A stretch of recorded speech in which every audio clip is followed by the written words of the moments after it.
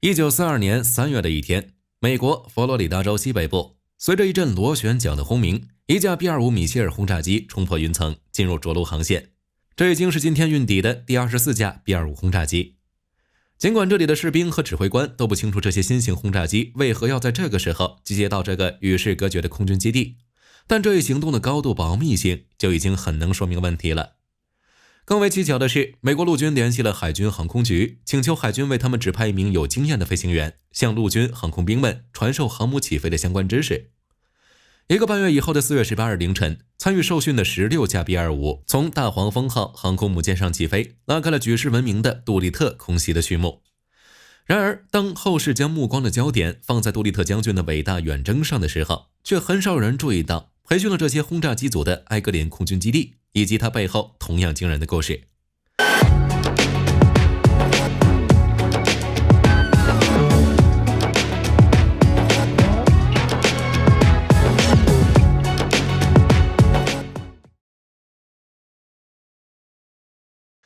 埃格林空军基地的前身是瓦尔帕莱索机场，以附近同名的小镇为名的它只是一个简陋的机场，整平的土跑道上只能勉强起降中小型飞机。不过很快，1933年，在罗斯福新政的指导下，在全美各地搞起了轰轰烈烈的基础设施建设。乘着新政的东风，瓦尔帕莱索机场旧貌换新颜，增加了补给设施，办公室和营房等建筑变成了一个正经的军用机场。1937年，弗雷德里克·埃格林中校在次意外中去世，为了纪念他，瓦尔帕莱索机场被改名为埃格林机场，并一直沿用到今天。如果不出意外的话，埃格林机场也就是美国南部众多机场中不太起眼的一座。但随着第二次世界大战的爆发，美国的航空先驱们意识到，美国的空中力量急需一座飞机武器试验场，而埃格林机场完全满足了他们的所有要求。埃格林的南部临海却位于乔克托哈奇湾内部，和外海并不直接连通。北部和西部的沙地上是茂密的松树林，荒无人烟的地理位置以及佛罗里达州优越的气候环境，让埃格林成为了理想的武器试验场。1940年5月，美国政府拨款7万美元，从私人手中购买了埃格林机场附近的9700公顷土地，交由陆军部使用。很快，这座位于美国南端与世隔绝的小小机场就变成了美国陆军航空兵最重要的试验基地。从二战到今天，美军的许多高度机密的测试项目都是在埃格林进行的。前面提到的杜立特空袭就是在这里完成的训练，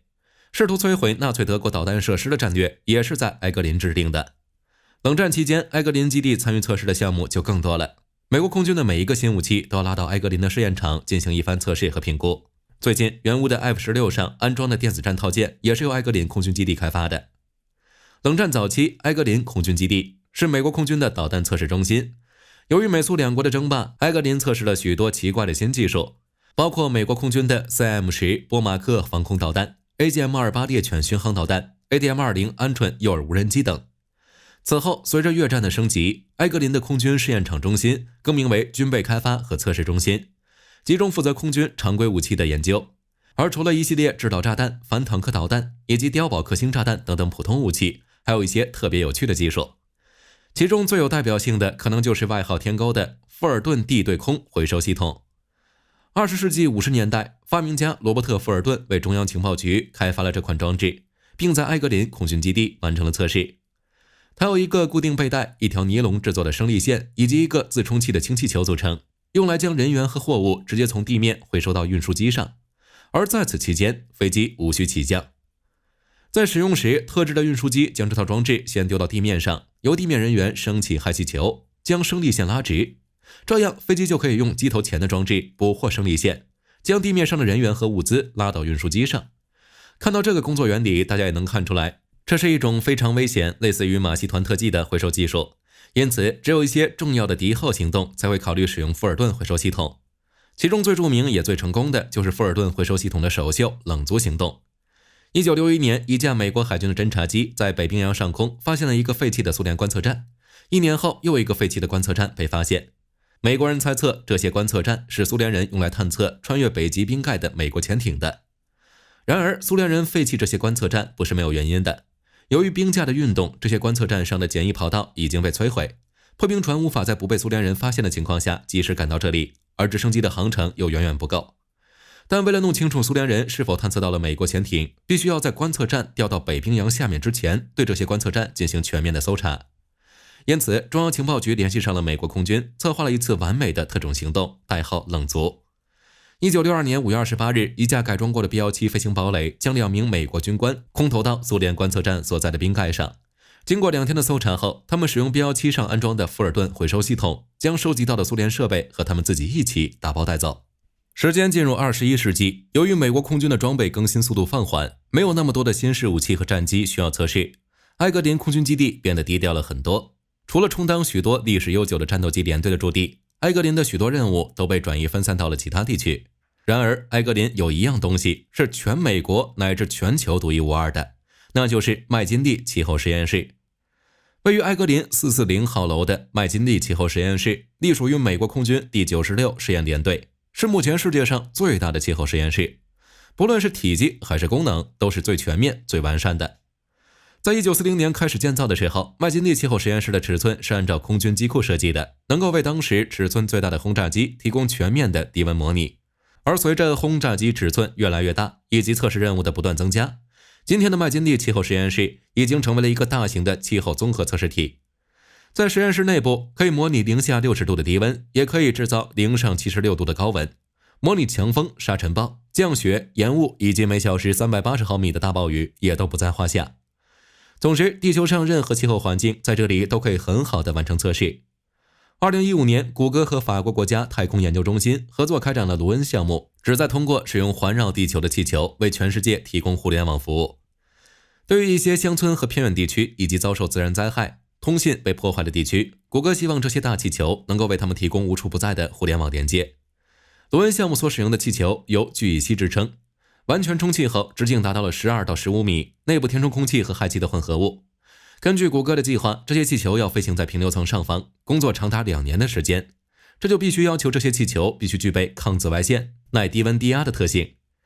那么要到哪里测试这些气球呢？没错，就是埃格林的麦金利气候实验室。只有在这里，谷歌的这些大气球才能在完全展开的情况下接受零下60度的低温测试，大大降低了研发和测试的成本。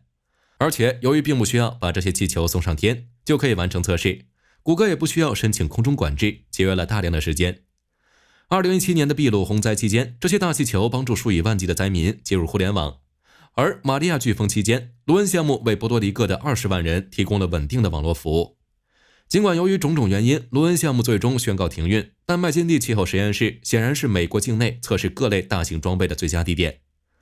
从1947年开始 ，B-29 超级堡垒轰炸机、P-80 流星战斗机、C-5 银河运输机、F-117、F-22 乃至波音787和空客 A350， 在投入服役之前，都要到这个全世界最大的冰箱里冻一下。许多民间公司也会租用麦金利气候实验室测试他们的产品，比如福特、克莱斯勒等汽车厂家就会把他们的新车送到埃格林，测试其在极端环境下的工作能力。前些日子，原物的 F-16 突然坠毁，具体原因直到今天仍然不甚明朗。而这些原物的 F-16 就是在埃格林空军基地接受的改装。2012年，美国空军装备中心被解散，在一系列的合并中，面向新时代需求的第96网络测试大队应运而生，埃格林成为了美国空军最大的技术和信息安全中心。埃格林的第68电子战中队是美国空军的电子战中心，领导着全美的电子战支持和研发工作。在接到改装 F-16 的任务后，第68电子战中队仅用2周时间，就根据乌克兰的环境为 F-16 加装了特制的电子战吊舱，提升了乌克兰 F-16 的生存性和战斗能力。美国空军发言人称，重新编程的 F-16 能够在最密集的主动防空环境中作战，并且能够让 F-16 暂时获得空中优势，以实现特殊的战略目标。此外，作为乌克兰和美国军事合作的一部分，乌克兰将使用这些 F-16 把俄乌战场上的数据传回美国，进一步提高美军的电子战能力。好了，今天的节目就到这里，我们下期再见。